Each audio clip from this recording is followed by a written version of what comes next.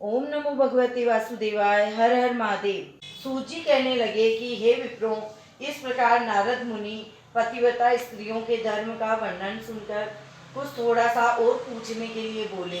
नारद कहने लगे, हे बद्रीपते, आपने सब दानों के उत्तम काशी का संपुट कहा, सो कारण इसके विस्तार पूर्वक मुझसे कहिए। श्री नारायण बोले, हे ब्राह्मण, इस व्रत को पहले एक बार श्री पार्वती जी ने किया था। उस समय श्री पार्वती जी ने श्री महादेव से पूछा, कौन सा उत्तम दान देना चाहिए जिससे मेरा पुरुषोत्तम का व्रत संपूर्ण हो जाए। श्री महादेव जी बोले, काशी का बर्तन 30 मालपुए भरकर 7 धागे से लपेटकर विधिवत पूजा कर और व्रत संपूर्णता के लिए विद्वान ब्राह्मण को दें। शक्ति हो तो ऐसे 30 पात्रों को देवें। इस प्रकार श्री महादेव जी के उपकार करने वाले सुंदर वचन सुनकर सब लोगों का हित चाहने वाली श्री पार्वती जी प्रसन्न होकर विद्वान ब्राह्मणों को 30 कांसी के बर्तन मालपुए से भरकर देकर अत्यंत आनंद को प्राप्त हुई। सूत जी कहने लगे कि हे विप्रों, इस प्रकार श्री नारायण जी के अमृत समान वचन सुनकर श्री नारद जी अत्यंत तृप्त होकर बारंबार नमस्कार कर फिर बोले, पुरुषोत्तम सब साधनों में श्रेष्ठ है। मैंने सब महात्म्य सुन ऐसा ही निश्चय किया है जिसके सुनने मात्र से भी भक्तों से मनुष्यों के महापाप का नाश हो जाता है। यदि श्रद्धा और विधि से किया जाए तो कहना ही क्या।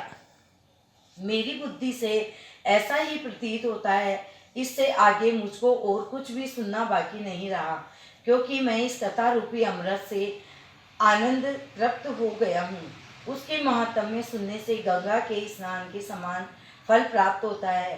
पूरी पृथ्वी की परिक्रमा करने का इसके सादर सुनने वाले को प्राप्त होता है।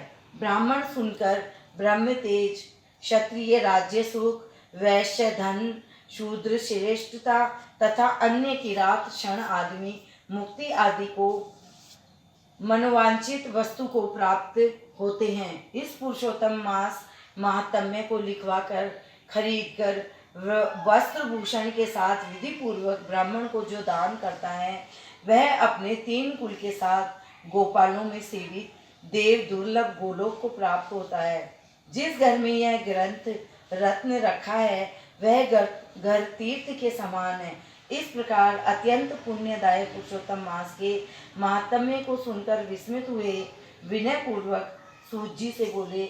ऋषि बोले, हे सूत जी, तुम धन्य हो।